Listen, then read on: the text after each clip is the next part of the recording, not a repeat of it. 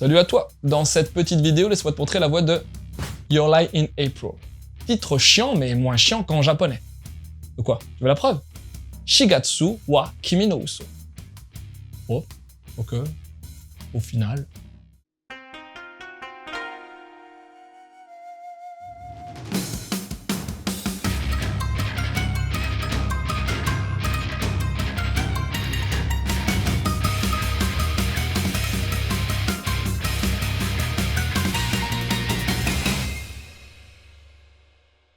Arima Kōsei est un surdoué du piano, un talent qu'il doit à l'enseignement acharné, voire violent, de sa mère, désormais décédée. C'est justement après la mort de sa génitrice que le jeune homme, au cours d'une compétition musicale, a développé un blocage psychologique qui l'empêche de toucher à un piano. Néanmoins, le jeune homme garde un grand attachement à la musique, une passion qui renaît lorsqu'il rencontre Kaori, une jolie violoniste qui a la particularité de s'approprier les grands morceaux de classique. Kaori saura-t-elle tirer Kōsei vers le haut? Et pour le jeune homme, le printemps serait-il synonyme d'amour ou de renaissance musicale? Ou les deux?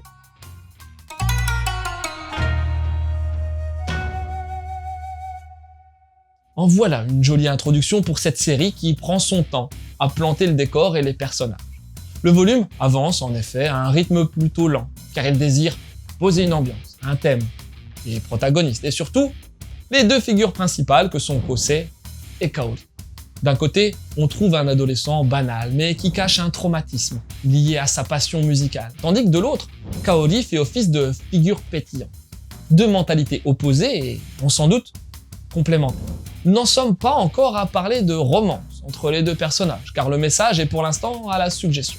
À côté d'eux, Tsubaki et Ryota font office de personnages plus secondaires mais très importants dans leur rapport avec les têtes d'affiche. Tsubaki est l'ami d'enfance du héros, a la relation très fraternelle avec ce dernier, tandis que Ryota occupe le poste de l'éventuel rival amoureux, et séducteur de ces dames de surcroît. Deux statuts très classiques de prime abord, mais étonnamment, Arakawa Naoshi construit suffisamment bien ses personnages pour leur permettre de sortir du lot. On reste même très curieux de voir la manière dont les relations entre les uns et les autres vont se développer.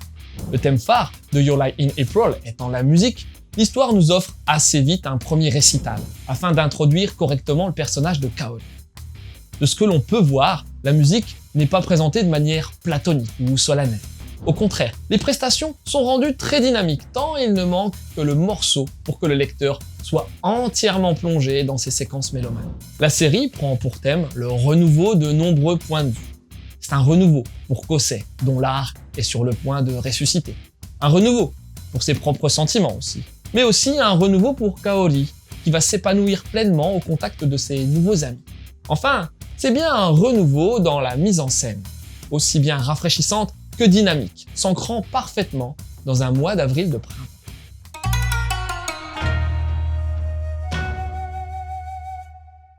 Arakashi Naoshi dépeint son titre avec un trait réellement envoûtant et haut en couleur. On retient surtout sa mise en scène très travaillée, ainsi qu'une narration qui laisse une belle part au monologue interne de Kōsei qui ne cesse de se questionner. Du côté de l'édition, Kiun livre, comme à son habitude, une très bonne copie. La traduction est très bien faite et l'impression est de qualité, notamment grâce au papier épais, caractéristique de l'éditeur, qui donne à cet opus une bonne tenue en main. Le seul bémol revient peut-être au format de la série, affilié au catalogue shonen de l'éditeur. Par conséquent, plus petit que des séries comme King's Game, dont le format permet d'apprécier bien plus les dessins et les styles des auteurs. Ce premier volume de Your Lie in April est globalement envoûtant de par sa mise en scène de l'intrigue et des personnages. On attend désormais de voir la tournure des rapports entre Kōsei et Kaori, mais aussi avec l'ensemble des personnages qui savent déjà nous charmer.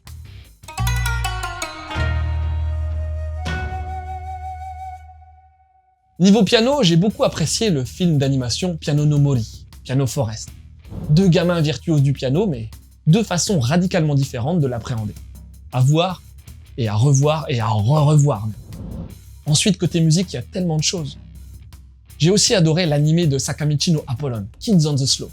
Doux, basé sur la musique jazz, cette courte série est vraiment top. Et même si j'ai pas lu le manga, je pense qu'il est lui aussi top. Enfin, t'as également un one-shot nommé Your Lie in April, Coda, qui est sorti en France. Avec ce manga, tu découvriras les jeunes années des musicos présentés dans la série d'Arakawa Naoshi. Voilà, c'était Lou, j'espère que cette petite chronique t'aura donné envie de lire Your Lie in April. Je te laisse et continue de suivre la voie du manga.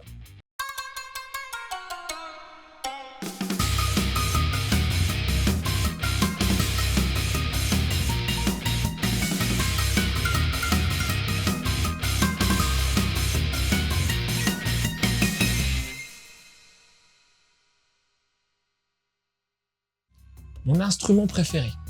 Je sais pas. Difficile à dire, mais bon. J'ai quand même un petit faible pour le violon.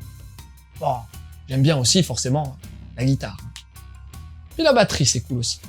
Maintenant, la trompette, ça pète bien. Puis mine de rien, avec l'accordéon et l'harmonica, tu peux aussi faire des trucs coolos. Et puis,